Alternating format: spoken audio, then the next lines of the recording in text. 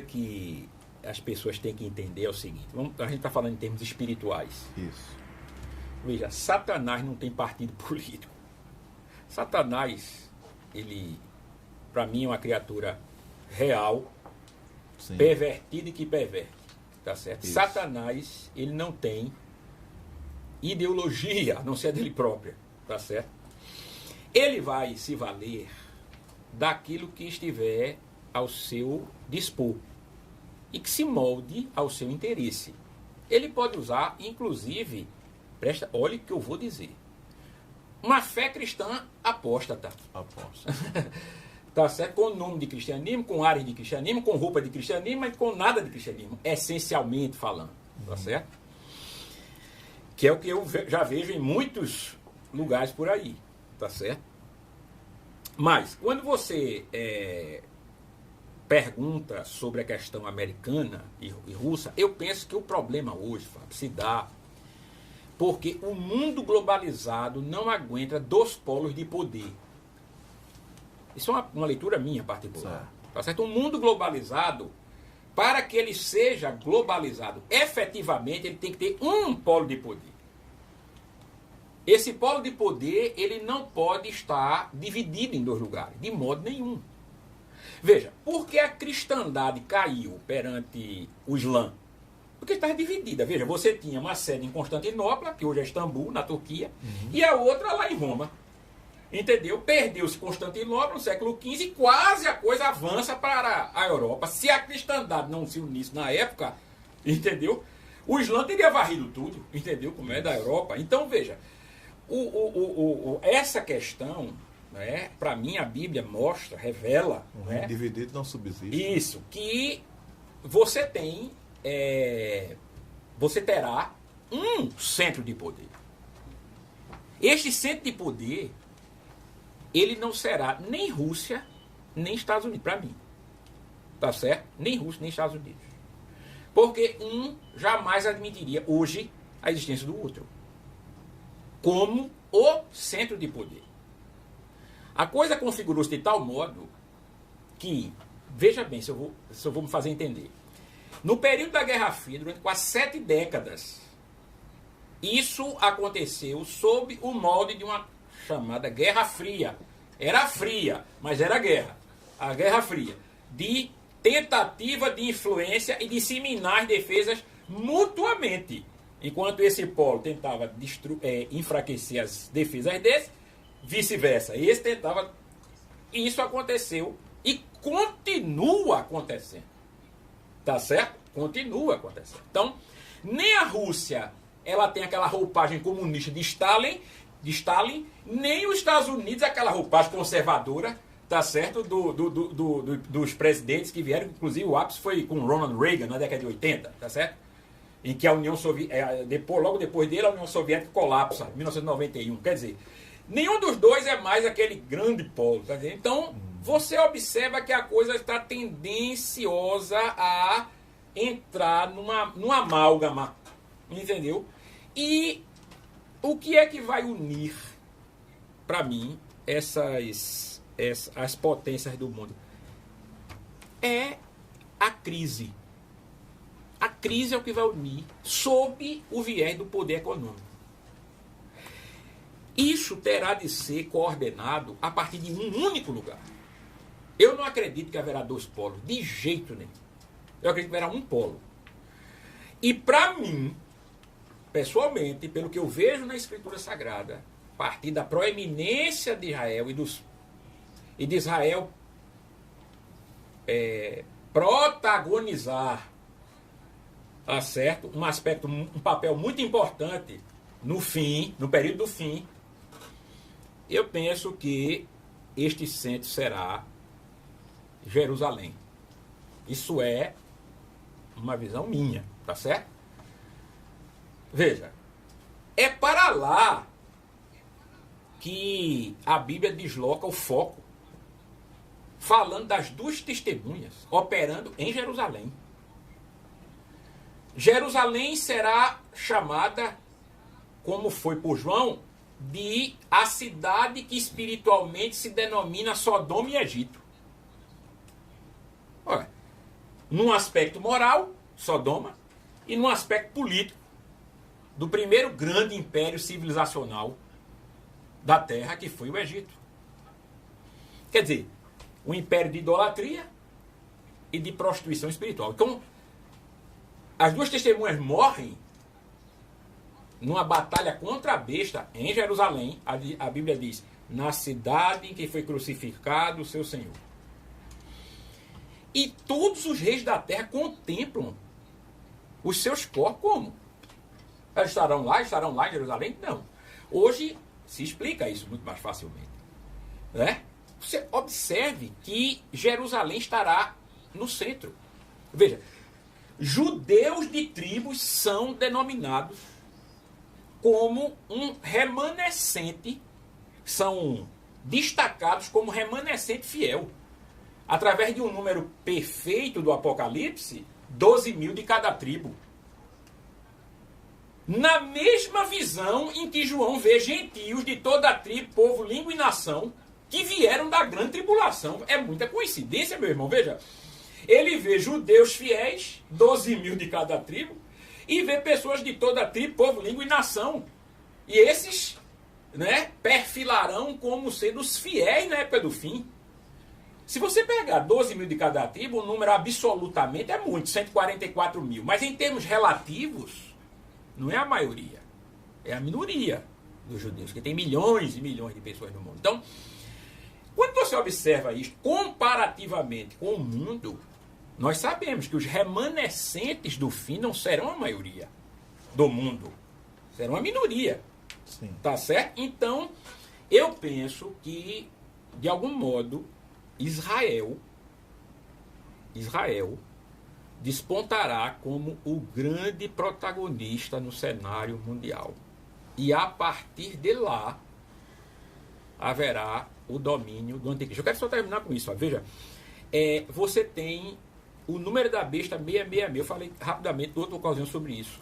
Não é? 666 está associado com Salomão, que foi o primeiro construtor do templo nos Estados Unidos. O primeiro a construir um templo nos Estados Unidos, em Israel, foi Salomão. E 1 Reis 10:14 diz que todo ano os reis traziam a Salomão 666 talentos de ouro. Isso é um número em que os reis da terra, todos que vinham ouvir a sabedoria de Salomão, estavam dizendo com esse número que Salomão não era um homem comum, ele era um Deus. E Salomão recebeu. Logo em seguida, Salomão apostata e começa a construir templos para os deuses de suas esposas. Sim. Isso é muito curioso, meu irmão, que o 666 esteja associado ao construtor do primeiro templo, rei da linhagem de Davi. Ou seja, era um Machias, era um ungido, porque os ungidos eram o sumo sacerdote e o rei. Observe, veja, ele é um Messias, um Machias, um ungido. Não é? E os judeus até hoje estão esperando o quê? Um Machias, e que reconstrua o templo. Eu estou afirmando que os judeus esperam que o rei que venha seja da tribo de Davi. Isso eles aguardam. Então quem é o Messias para os judeus? Eles esperam que o Messias venha. Eles não creem em Jesus. Isso. Eles creem que o Messias dele virá. Quem é o Messias? Um judeu da linhagem de Davi, que para eles será o reconstrutor do templo. Eles estão dizendo isso em todos os seus sites. Eles estão dizendo isso nas entrevistas que dão. Homens proeminentes religiosos estão falando sobre isso exaustivamente. Então, eu penso que Jerusalém desempenhará um papel, Israel desempenhará um papel muito mais proeminente do que muitos de nós pensam, Fábio. É isto. É o seguinte, a gente vai terminar, mas eu não posso deixar de perguntar essa questão, porque deu conexão agora. Sim, sim. Duas coisas em uma, para ser rápido. Porque você falou do Messias, que eles esperam e tal. Realmente eles pronunciam isso, e hoje de forma muito evidente, até na mídia. Eles esperam o Messias, da linhagem de Davi, ok. Que eles não aceitam a questão do Messias que veio, do Senhor Jesus Cristo. Então, você observa que Zacarias 14, verso 6, vai dizer que haverá a vinda do Messias verdadeiro. E Israel vai reconhecer o Messias verdadeiro, logicamente enganado pelo o que vai vir, mas ele vai reconhecer o Messias verdadeiro para ser salvo. Você entende que isso seja literal. E a questão do Armagedon, que vai ser exatamente aí, na batalha do Armagedon, pelo menos naquilo que a Escritura diz, e aqui, como apresentador, não pergunto se é literal, não vou dizer se é literal ou simbólico, eu deixo com você. A batalha do Armagedon, e no fim dessa batalha haverá a salvação deste povo, com a vinda do verdadeiro Messias? Sim, né? Sim.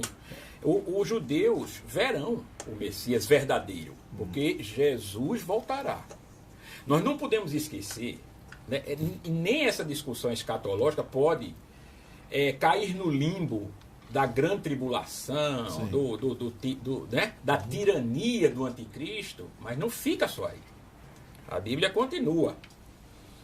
E está predita a volta de Cristo Jesus. Ao final desse período, penso eu, não é? Para trazer um tempo, né, de uma justiça como nunca se viu na história do mundo. Tá certo? Depois dessa tribulação que também nunca se viu na história do mundo. Tá. Ou seja, no fim da tribulação ele virá. Veja, e virá e restaurará mesmo, tá certo, essa nossa realidade. Agora, especificamente, a batalha do Armagedon, veja, Jesus ele tem que voltar em um ponto. Tá certo? Ele tem que voltar em um ponto. Mais uma vez, a Bíblia diz aonde, né? Ele volta, né, numa época em que, veja, os exércitos estarão reunidos, Apocalipse 19, estarão reunidos para fazer guerra contra aquele que vem descendo das nuvens. Ou seja, isso se dará em Israel. Ou seja, você entende, né, que o ponto de referência será sem dúvida Israel. Nenhuma, veja, sem dúvida nenhuma. Nós temos que traçar uma linha racional. Se eu interpreto algumas coisas de modo conotativo, ou seja, como figura, como metáfora, eu tenho que dizer por quê. Não é? Por exemplo, vou dar um exemplo no Apocalipse. Fábio. Eu não sei se eu tenho tempo aí. Pronto, veja. É a última pergunta. Pronto, eu não sei se vou me fazer claro, mas a Bíblia fala no Apocalipse sobre mar. Sim. Terça parte do mar morreu a terça parte das criaturas marítimas. No final diz, o mar inteiro é atingido e morrem todas as criaturas marítimas. Todas as criaturas do mar. Pronto, acabou-se. Veja. Isso é uma coisa. Outra coisa é quando o dragão, que é uma figura, tá, 7 cabeças e 10 chifres, Apocalipse 12, abre a boca e dela sai água para perseguir uma mulher, né, que é a representação também de algo, e a terra ajuda a mulher, abrindo-se, e é represada, veja bem, represada, um rio que sai de muitas águas. No Apocalipse, capítulo 17, tá certo? Você tem a explicação do que são aquelas águas. Veja bem. Por quê?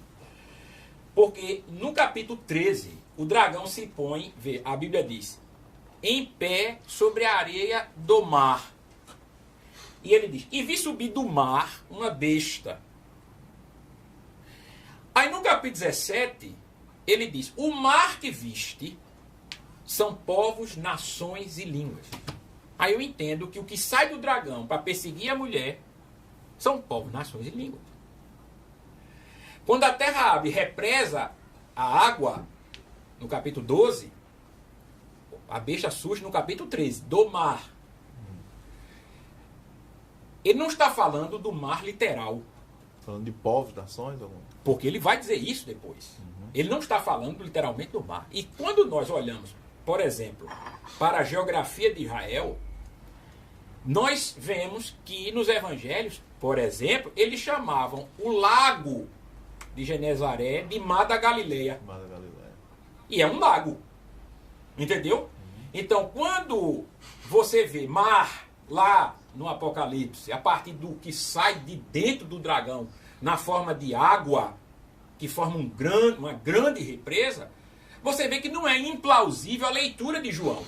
Quando ele diz, vi subir do mar, não é o mar mesmo. O que tem a ver, veja, o mar físico com uma simbologia que, obviamente, é metafísica, ou seja, é representativa, é algo que mostra a essência através de uma imagem. Mas não é, ele não viu sair realmente um animal que tinha pele de urso. Esse animal não existe. Esse animal híbrido foi na visão de João, porque ele representa algo. Entendeu? Então o que João viu foi uma figura de representação. Então, neste caso, mar é figurado. Mas quando a Bíblia fala que o mar é atingido e que os peixes morrem, não é figurado, é literal. Então você tem que ter parâmetros interpretativos para que você saiba quando você está lendo algo figurado e quando você não está. Você está lendo algo conotativo, algo figurado. Tá certo? Então, eu penso que em alguns momentos, e esse é um dos, a volta de Jesus, ele não está sendo figurado. Do mesmo jeito que ele não está sendo figurado com a volta de Jesus em si, ou seja, ele vai voltar mesmo. E ele tem que voltar em um ponto. Ele tem que voltar em algum lugar. Todo olho verá, porque nós teremos meio para isso. Será também algo extraordinário. Agora, veja, ele tem que vir em um ponto. Ele tem que descer em algum lugar. Né? Ele tem que descer e tocar essa terra em algum lugar. Tá certo? Literalmente. Literalmente, claro, porque eu acredito que ele voltará literalmente. Então, onde será? Para mim, de modo algum, nem na Rússia, nem nos Estados Unidos, em nenhum outro lugar. Só um lugar possível, né? Que será a sede do governo mundial, não é? Que nessa época estará agindo, para mim, pelo que diz a Escritura, pelo que diz o livro do Apocalipse, em Israel. Em Israel, a partir de Jerusalém. Isso, a partir de Jerusalém.